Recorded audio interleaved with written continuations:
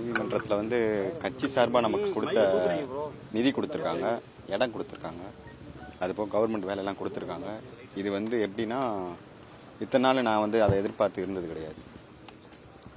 சும்மா ஒரு அவங்க செய்கிறோன்னு செஞ்சுட்டு போயிருக்காங்க, அதை வாங்கி வச்சுருக்கேன், அவ்வளோதான். மற்றபடி அந்த இடமும் எனக்கு யூஸ் கிடையாது.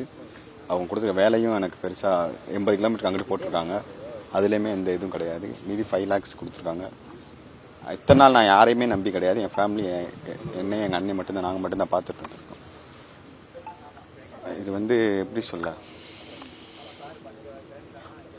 எவ்வளோ சீக்கிரம் அந்த அவங்க அடித்த 6 பேர்த்துக்கும் தண்டனை வாங்கி கொடுக்கணுமோ, இந்த சிபிஐ மாற்றுறது, இந்த 30 நாளில் அந்த இதெல்லாம் பண்ணாமல் எனக்கு வெகுவாக அவங்களுக்கு எவ்வளோ சீக்கிரம் தண்டனை வாங்கி கொடுக்கணுமோ கொடுத்தா என்னோட இது, அதுதான் என்னோட இது.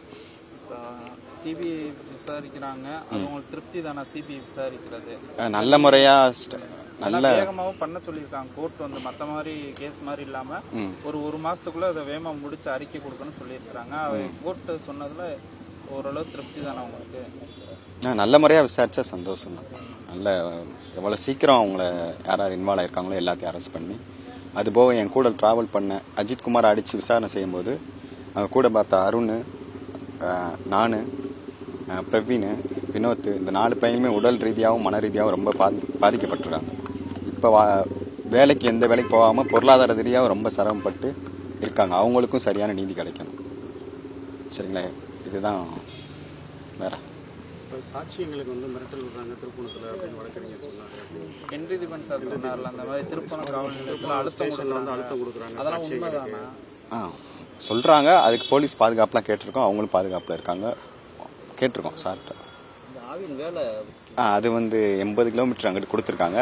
அது வந்து டைரக்ட் கவர்மெண்ட் கிடையாது, கவர்மெண்ட் கீழே வேலை அந்த மாதிரி ஒரு இது. அதனால் டைரக்ட் கவர்மெண்ட்ல மதுரையில் எனக்கு ஒரு எந்த டிபார்ட்மெண்ட் இருந்தாலும் சரி, இப்போ எனக்கு படித்ததுக்கு ஏற்றாப்புல வேலை இருந்தால் கொடுத்தா கொஞ்சம் நல்லா இருக்கும்.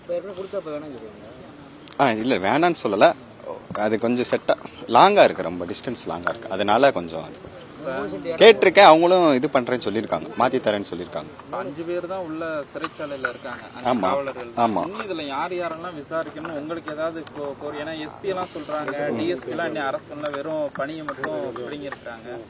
என்ன பண்ணணும்னு நீங்கள் நினைக்கிறீங்க அவங்க விவகாரத்தில்? உயர் அதிகாரிகள் யாருமே இல்லைன்னு சொல்றாங்க. அதாவது இல்லாம இருக்க முடியாதுல்ல, இவங்களுக்கு யாராவது உத்தரவு கண்டிப்பா ஒரு ப்ரெஷர் கொடுத்துருப்பாங்களா? அவங்க இருப்பாங்க கண்டிப்பா. அவங்களையும் விசாரிச்சு அவங்களுக்கும் சரியான தண்டனை கொடுக்கணும். அந்த 3 சென்ட் இடங்கிறது ரொம்ப குறைவான வேல்யூஷன் இருக்கிற இடம். இல்ல வேல்யூஷன் இல்ல, அது வந்து டெவலப் ஆகாத ஏரியா. ஆக்சுவலி நாங்க இருக்க மடப்புறத்துக்கு உள்ள இருக்க ஏரியா, எங்களை மடப்புறத்தை விட அது கொஞ்சம் டெவலப் கம்மியான ஏரியா. தேலி பக்கத்துல கொடுத்துருக்காங்க. திருப்தி இல்லையா? திருப்தி இல்ல, அது யூஸ் இல்ல, கொடுத்தும் யூஸ் இல்லாத மாதிரி தான். அது இல்லாமல் இப்போ விட்னஸ்லாம் பார்த்தீங்கன்னா நிறைய மிரட்டல் வருதுன்னு சொல்கிறாங்களா, அவங்களுக்கும் நீதிமன்றம் பாதுகாப்பு தர சொல்லியிருக்காங்க, அதுவும் நான் கொடுத்தேன். முதல்வருக்கு ஏதாவது கோரிக்கை வைக்கிறீங்களா? இந்த மாதிரி தரமில்லாத இடம், ஒரு அதிக தூரம், அதெல்லாம் வேணா, எனக்கு நீதி கிடைக்கணும். எங்கள் அண்ணன் வந்து ரொம்ப சித்திரப்பட்டு இறந்துருக்கேன், அதை நீங்களே பார்த்துருப்பீங்க. அதுதான். மதுரைக்கு ஏதாவது துறையில் இருந்தால், இந்த சுச்சுவேஷனில் நான் அம்மா மட்டும்தான் இருக்காங்க, நான் போய் வரதுக்கு ரொம்ப லாங்காக இருக்கு. மதுரைனா கொஞ்சம் கம்ஃபர்டபுளாக இருக்கும்னு ஃபீல் பண்ணுறேன், அவ்வளோதான் விஷயம்.